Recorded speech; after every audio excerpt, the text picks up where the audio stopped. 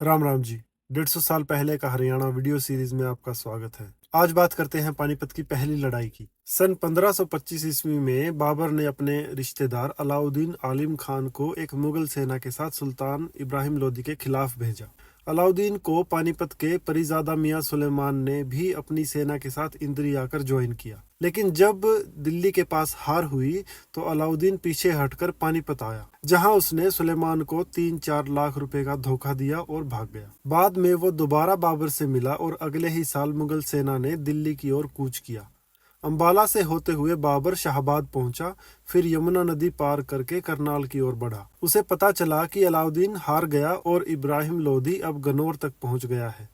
बाबर ने घरोंडा सराय पर घोड़े पर सवार होकर अपनी सेना को पानीपत की ओर बढ़ाया। उसने युद्ध के लिए ऐसी जगह चुनी जहां शहर का एक हिस्सा उसकी रक्षा करता था। उसकी सेना शहर के पूर्व में 2 कोस तक फैली थी और दाहिना हिस्सा शहर की दीवारों से टिकाया गया था।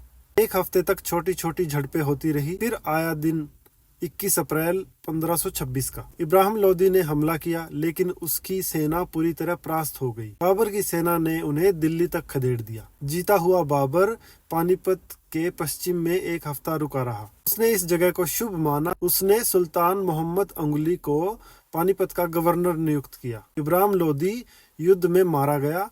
उसकी कब्र आज शहर के बीच में मौजूद है। बाद में अंग्रेजी सरकार ने वहां एक साधारण मंच और एक उर्दू शिलालेख बनवाया। उसी युद्ध में सांगर नाम का एक योद्धा भी मारा गया था, जो पटियाला के संस्थापक फुल्कियन परिवार से था और तोमर वंश के अंतिम शासक विक्रमादित्य का वंशज था। युद्ध के बाद बाबर ने मैदान में एक बाग, एक मस्जिद और एक तालाब बनवाया। बाद में हुमायूं ने सालिम शाह को हराने के बाद वहीं पास में एक पत्थर का मंच बनवाया। वहां के शिलालेख पर आज भी इस्लामिक कैलेंडर के हिसाब से तारीख लिखी हुई है। सन 1529 में मंधार राजपूतों ने अपने सरदार मोहन के नेतृत्व में विद्रोह किया। उन्होंने शाही सेना को हरा दिया तो बाबर ने उनके गांवों को जला दिया। बाद में जब हुमायूं निर्वासित हुआ तब फतेह खान जाट, जो पंजाब का गवर्नर था, उसने भी विद्रोह कर दिया और देश को तबाह करते हुए पानीपत तक पहुंच गया।